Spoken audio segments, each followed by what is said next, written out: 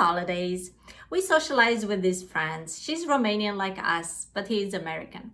And at a certain point, we're socializing over good food and drinks, and he brings out the big guns, which was Palinca or țuica, which is a Romanian peasant drink, traditional Romanian drink. You find it everywhere in Romania.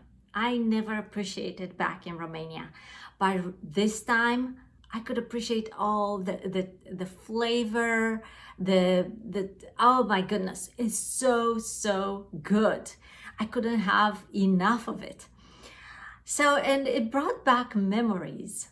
Why is it called Romanian peasant drink? Because when I grew up, this drink was made in makeshift devices in the backyard of people's houses. The majority of Romania was countryside back then, and so people would have in their backyard fruit trees like plums, apple trees, apricot trees, and they will use the fruit to make preserves to consume over the winter, to eat fresh, but what was left, they'll put it in nice containers, let the fruit ferment, and then use these makeshift devices. Sometimes they were dangerous, and distill this amazing drink. It's very concentrated. It's about 50% alcohol, but it has flavor because it depends what is made of. Plum, apricot, a combination of the two, or also mixed with apples. Delicious, and I understand is very popular with tourists who visit Romania. And this ordinary drink, I understand it was subject of international litigation brought in front of an European court between entities in Romania and Hungary, because both were claiming the exclusive right to use the word Palinca.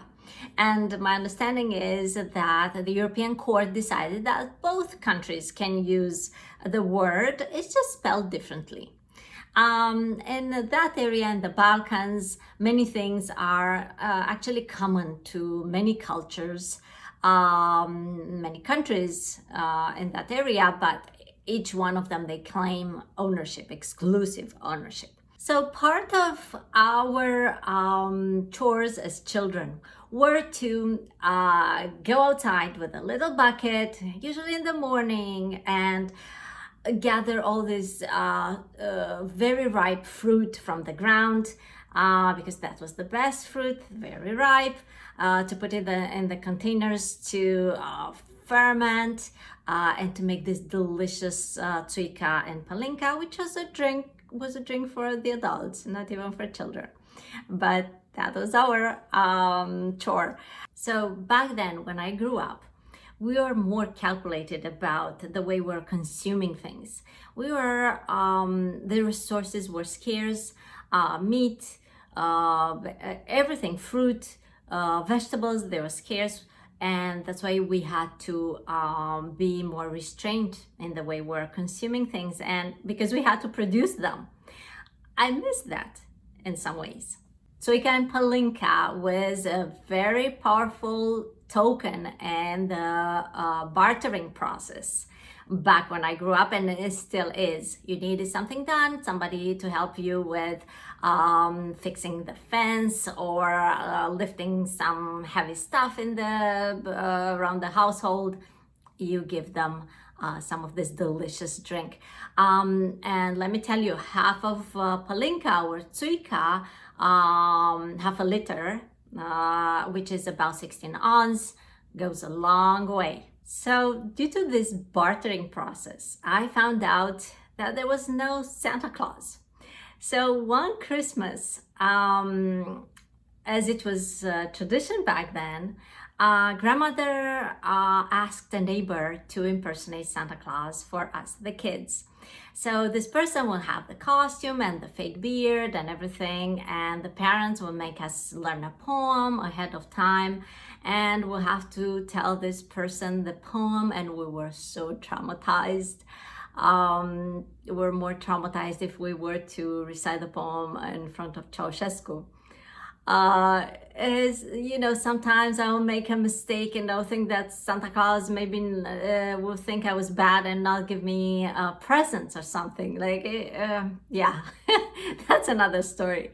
So anyways, my grandmother, in the spirit of Christmas, invites this neighbor to impersonate Santa Claus, fake beard, and costume, and the sack of toys and everything. We tell our poem, Santa Claus leaves, but my grandmother was nowhere to be seen. So I went excitedly to look for her because I wanted to show her the toys that I got.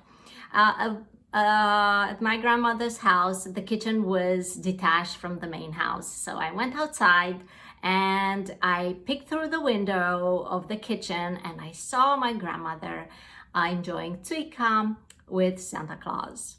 Santa Claus lost the fake beard and the hat, and it was just in costume. So I could recognize our neighbor. That's how I found out about Santa Claus. Right now it's produced also industrially in Romania, but still the good stuff is the stuff made in the backyards.